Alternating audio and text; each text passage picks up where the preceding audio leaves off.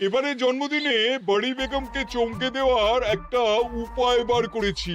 উজির, বলো তো দেখি কি উপায়? নবাবের সাজিশের হদিশ পাওয়া আমার বুদ্ধিতে নামুমকিন। বেশক বহুত বড়িয়া কোনো মতলব আছে। এবারে বেগমের জন্মদিনে বিরাট একটা উৎসব করব। সারা দেশ থেকে মহান মহান অতিথিদের নিয়ে আসা হবে। দুনিয়ার সেরা সেরা খাবার, সেরা সেরা গাইয়ে, সেরা সেরা বাজিয়ে, সেরা সেরা নাচিয়ে রাতকে দিন করে দেবে এমন রোশনাই। রেস্ট নাই। কি বললে? বহুত বড়িয়া আপনার সোচ, লেকিন মাফ করবেন হুজুর, রাজকোষের অবস্থা খুবই খারাপ। উৎসব করার মতো তো রেস্ট নাই জাহাপানা। কোনো কথা শুনতে চাই না। আমি হলাম গিয়ে বাংলার নবাব। আমি আনন্দ হই হুল্লোড় করবো না তো কে আর করবে? একদম ঠিক জাহাপানা, কিন্তু কর বসিয়ে টাকা তোলো। সব কিছুতেই কর বসানো আছে জাহাপানা। হাসি কান্না ছাড়া আর কোনো কিছুতেই কর বসানো যে বাকি নেই। তার ওপরেই কর বসাও। হাসি কান্নার ওপর কর? না, শীতকাল আসছে, বসাও বসাও কর হাঁচির ওপর। হ্যাঁ, হাতির ওপর কর? বসাও। ওরকম মুখ করে আছো কেন? যদি না পারো তো বলে দাও, আমি অন্য উজির নিয়োগ করব। আমি আজই ঘোষণা করে দিচ্ছি, এবার থেকে হাতির ওপর কর দিতে হবে। হ্যাঁ, তো জানাব, এতে প্রজারা যদি ক্ষুব্ধ হয়? আরে বাবা, প্রজাদের কাজই তো মাঝে মাঝে ক্ষুব্ধ হওয়া। তা ঠিক হুজুর। আমাকে কদর করে এমন কিছু সন্ডা আছে, তাদেরকে কাজে লাগাতে হবে। বহুত খুব জাহাপানা। তাহলে হাঁচি গোনার লোকের ব্যবস্থা করে নি। ওই সন্ডারাই হাঁচি গুনবে। ওদের স্বেচ্ছাসেবক হিসেবে নিয়োগ করো। বহুত খুব জাহাপানা। সব জায়গায় লোক পাঠাতে শুরু করো। তবে কৃষ্ণনগরে বেছে বেছে লোক পাঠাবে। আর মনে রেখো, ওখানে গোপাল আছে।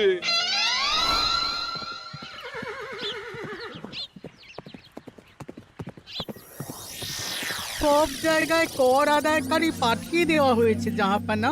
আপনার কথা মতো তাদের বলে দেওয়া হয়েছে যে আদায় হওয়া করের 10% তাদের বেতন হিসেবে দেওয়া হবে। সুতরাং কর আদায়ে কোনো ঢিলেমি হবে না। বহুত আচ্ছা, বহুত আচ্ছা।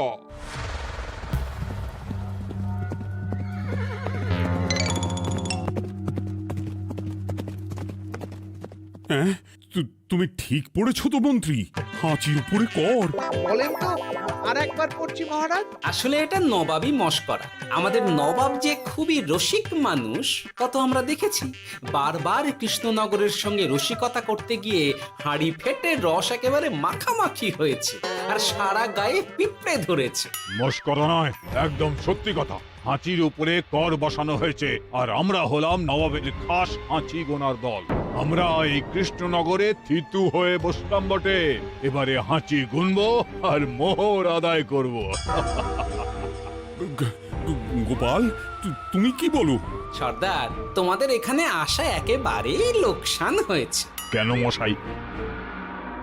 আচ্ছা, আপনি গোপাল? না না, আপনার কোনো কথাই শুনবো না। আমাদের বই বই করে বলে দেওয়া হয়েছে, গোপাল হইতে সাবধান। সর্দার, আমি তোমাকে সাবধান হতেই বলছিলাম। হাঁচি ধরতে গেলে তোমাদের খুব সতর্ক থাকতে হবে, কারণ এই কৃষ্ণনগরের বাসিন্দাদের শরীর স্বাস্থ্য এত ভালো যে এখানে কেউ হাঁচে না, কাশে না, ঢেকুর তোলে না, ইয়ে করে না। বলেন কি মশাই? এটা তো নবাবকে জানাতে হচ্ছে। যাও যাও, এক্ষুনি মুর্শিদাবাদে ফিরে গিয়ে নবাবকে জানাও। ওরে, কেউ এদের যাওয়ার ব্যবস্থা করে দে। ওই তো হেঁচেছে। হাঁচি এক, পুরো এক মোহর। হাঁচি দুই, দুই মোহর। আরে, এটা তো হাঁচির বাচ্চা, এটা তো ধরলে চলবে না। কেন? হাঁচি হলেই তো হলো। কি করব সর্দার? লিখবো? দেখ, একবার গুনে যখন ফেলেছি পুরো ছাড়তে পারবো না। আধমোহর লেখ। এটা কাশি, কাশিতে কোনো করের কথা নেই। ওরে লেখ লেখ লেখ লেখ লেখ। হাঁচি তিন, পুরো এক মোহর। হাঁচি চার,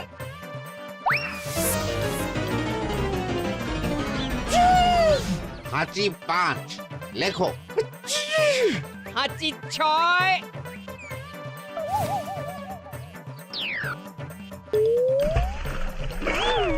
যা, যা কি রে, শুনেছিলাম কৃষ্ণনগরের মন্ত্রীটা মাথা মোটা, প্রমাণ হয়ে গেল।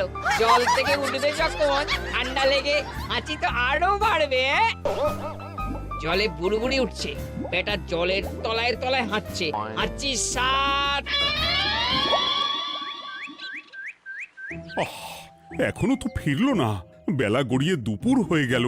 ভাববেন না রাজামশাই, আমরা যারা যারা এখানে এসেছি সবাই ধড়িবাজ লোক। মন্ত্রীর হাঁচি নিংড়ে নিয়ে ফিরবে। ছি ছি ছি ছি ছি ছি ছি ছি ছি। কি হলো গোপাল? আমরা কৃষ্ণনগরের প্রবাদ প্রতিম আতিথেয়তার অসম্মান করেছি মহারাজ। কেন? কিভাবে? কখন? এখন মহারাজ, এখন এনারা সেই সুদূর মুর্শিদাবাদ থেকে এসেছেন, আর আমরা এতক্ষণ শুধু অন্য কথাই বলে চলেছি, এনাদের আপ্যায়নের ব্যবস্থা করিনি। তাই তো। মহারাজ, আপনি ব্যস্ত হবেন না। এই কে আছো?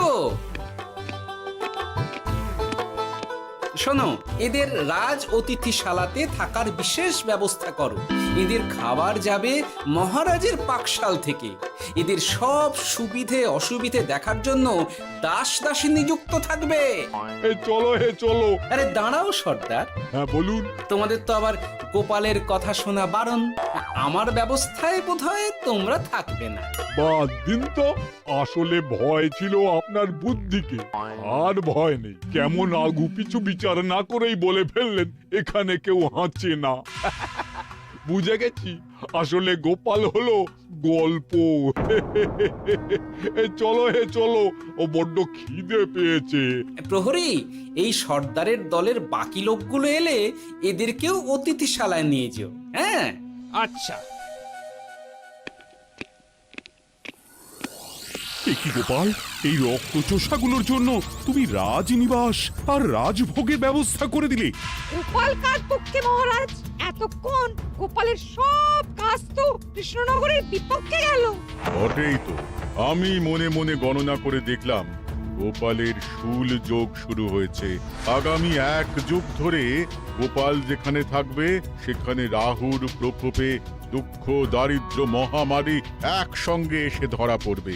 মহারাজ, গোপাল কখনো কৃষ্ণনগরের খারাপ ভাবেনি।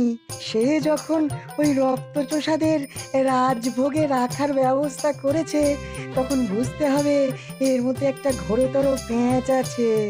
গোপালই তাহলে বলুক কি পেঁচ। মহারাজ, মানুষ বিলাসের সুযোগ পেলে কাজ ভুলে বিলাসেই ডুবে থাকে। কত সম্রাট মহাসম্রাট বিলাসিতায় ডুবে কত সাম্রাজ্য মহাসাম্রাজ্য ভেঙে টুকরো করেছে। এরা তো নবাবের পাঠানো কিছু মূর্খ বালক মাত্র মহারাজ। এদের রাজভোগে ডুবিয়ে দিলে হাঁচির কথা কি এদের মনে থাকবে?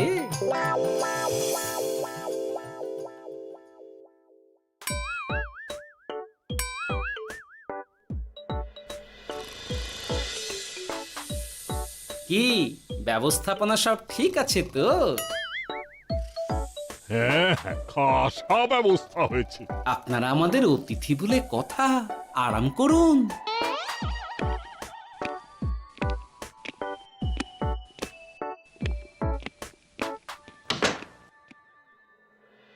বিজ্ঞানী, তোমার এই দুমুখ আয়না আবিষ্কার তোমার জীবনের সেরা কাজ।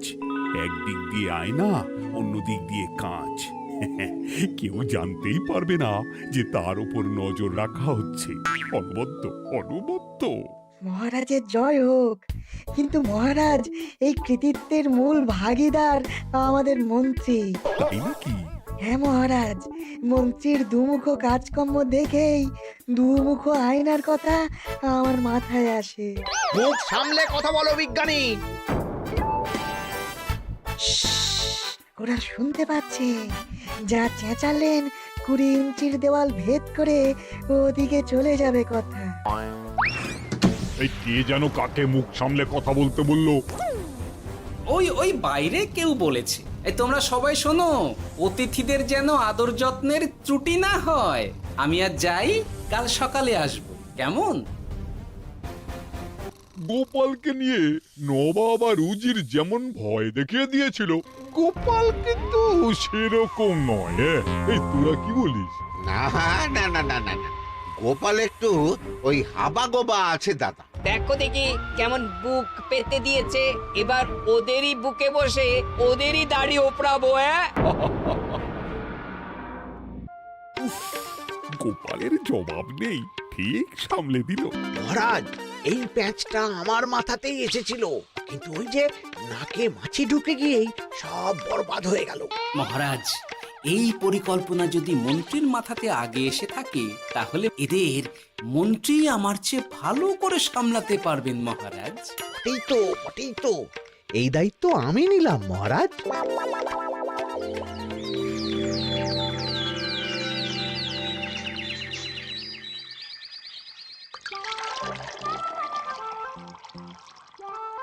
আহা, সকালে ঘুম থেকে উঠে এই রকম বেলের পানা যেন স্বর্গের অমৃত। আছে আছে, আরো আছে। পানীয়, খাদ্য, আরাম, আয়েশ, যত চাও তত পাবে। এ কি, আপনি গোপাল কোথায়? মহারাজ বিবেচনা করে দেখেছেন যে মহামান্য অতিথিদের পরিচর্যার ভার গোপালের মতো একজন ভাঁড়ের পক্ষে বহন করা সম্ভব নয়, তাই এই দায়িত্ব আমাকে দেওয়া হয়েছে। কিন্তু কোনো কিন্তু নেই সর্দার, আমি যে খানা পিনা নাচা গানা আমোদ আহ্লাদের ব্যবস্থা করেছি দেখে তুমি চমকে যাবে। দেখা নয় বিজ্ঞানী, এবার শুধু কাজের সময়। কাল মন্ত্রীর উপর ওদের ভার ছেড়ে দিয়ে কৃষ্ণনগরের যে সর্বনাশটি করেছো, কোনো কাজ করে আর সেটিকে সামলানো যাবে না। হ্যাঁ, আহা, তোমার দেখছি মন্ত্রীর উপরে একটুও আস্থা নেই। ঠিক কি প্যাচ করছো বলো তো? প্যাচের কথা পরে হবে, তোমাকে যত তাড়াতাড়ি সম্ভব হাঁচির ওষুধ আবিষ্কার করতে হবে। হাঁচির ওষুধ? হ্যাঁ, হাঁচির ওষুধ। ওভাবে দেখছো কি বন্ধু, তোমাদের কাজের সব দায়িত্ব এখন আমার কাঁধে। তোমরা আমোদ করবে আর আমি কর আদায় করে তোমার হাতে এনে তুলে দেব। সর্দার, এর মধ্যে একটা চাল আছে মনে হচ্ছে। কি আর আমি বুঝিনি। এখন কি করবে? বিশ্বাস করে আদায় উসুলের ভার এর উপরে ছেড়ে দেবে? পাগল নাকি? মন্ত্রী মশাই, বলো বন্ধু। বলছিলাম আর দেরিতে কাজ কি?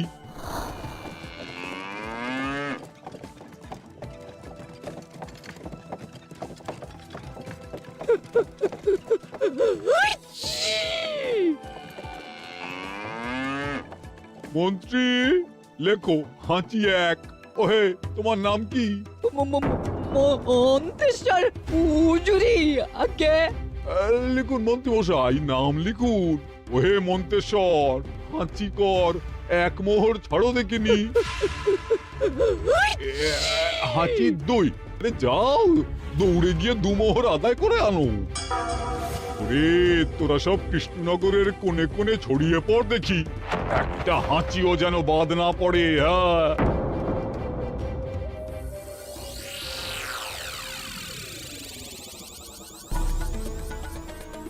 এটা হুজুরে আলা বর্ধমান, খাম্বাস এবং কৃষ্ণনগর থেকে। চমৎকার চমৎকার। তাহলে গোপাল কিছু করতে পারেনি, আমাদের যুব শক্তি কৃষ্ণনগরকে পুরো নিংড়ে নিয়ে আসছে। মহারাজ কৃষ্ণচন্দ্রের একটা আবেদন আছে জানাব। এই হাঁচি করের 30% যদি ওই রাজ্যকে দেওয়া যায়, তাহলে আদায় উসুল আরো ভালো হবে। ওরা বলেছে যে আপনি যদি 30% দেন, তাহলে কর আদায় একেবারে জান লড়িয়ে দেবে। মঞ্জুর মঞ্জুর। আর একটা আর্জি আছে হুজুর, কৃষ্ণচন্দ্র কদিন বাদে নবাবকে কৃষ্ণনগরে আমন্ত্রণ জানিয়েছে। কেন? কৃষ্ণনগরের নবাব এবং তার উন্নয়ন উপলক্ষে এক মহোৎসব হবে। সেই সঙ্গে শহরে থাকা ইংরেজদের কাছেও নবাবের সৈন্য বলের এবং নবাব ও কৃষ্ণনগরের মধ্যে পারস্পরিক ভ্রাতৃত্বের সম্পর্কের বার্তাও পৌঁছে দেয়া যাবে। নবাবের অধীনস্থ রাজারা নবাবের শত্রু, এই রকম একটা ধারণা থেকে ইংরেজরা ইদানিং বেপরোয়া হয়ে উঠেছে, তাতে লাগাম উঠবে। বহুত খুব মঞ্জুর মঞ্জুর মঞ্জুর।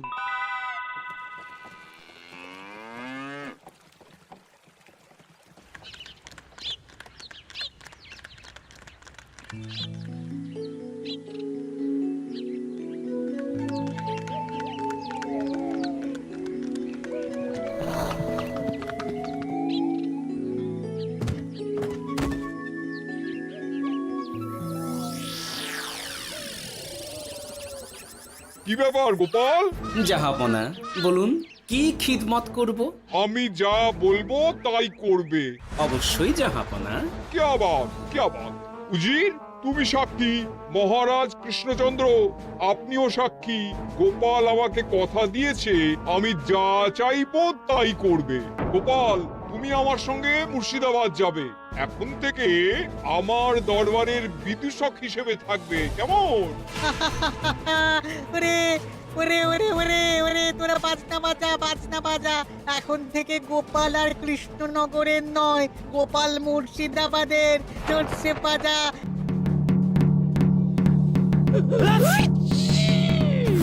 কি হলো? হুজুর, মনে হচ্ছে আপনার সৈন্যদল হাঁটছে।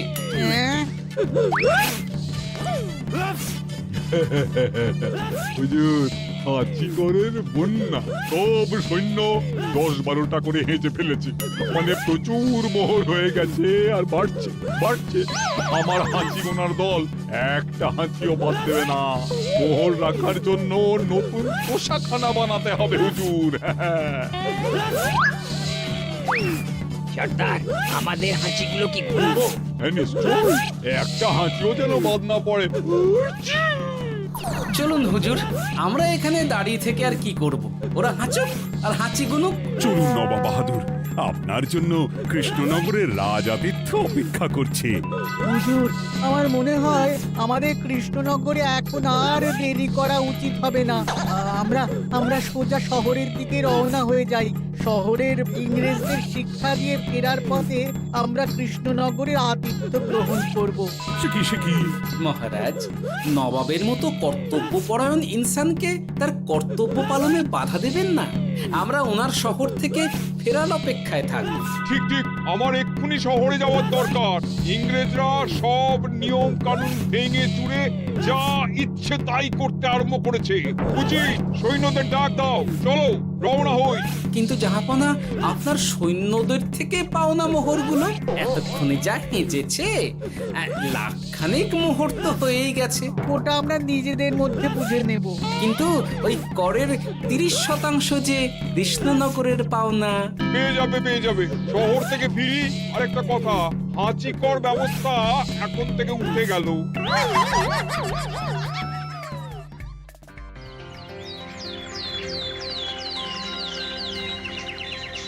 মহারাজ, কিভাবে গোপাল ভাঁড় মহাশয় নবাবের উন্মাদের মতো জারি করা ওই হাঁচিকর থেকে আমাদের সকলকে রক্ষা করেছেন তা আমরা সকলেই জানি।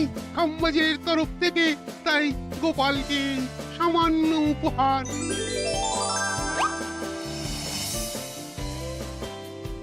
ওহ গোপাল, সত্যি তোমার জবাব নেই। কিছুই হতো না যদি না বিজ্ঞানী ওই হাঁচি চূর্ণ আবিষ্কার করত। এই উপহারের অর্ধেক কিন্তু বিজ্ঞানী। সবই তো বুঝলাম, নবাবকে সৈন্য সহ নিমন্ত্রণ থেকে সৈন্যদলকে হাঁচি চূর্ণ মাখানো চাঁদোয়ার তলায় ঢোকানো পর্যন্ত।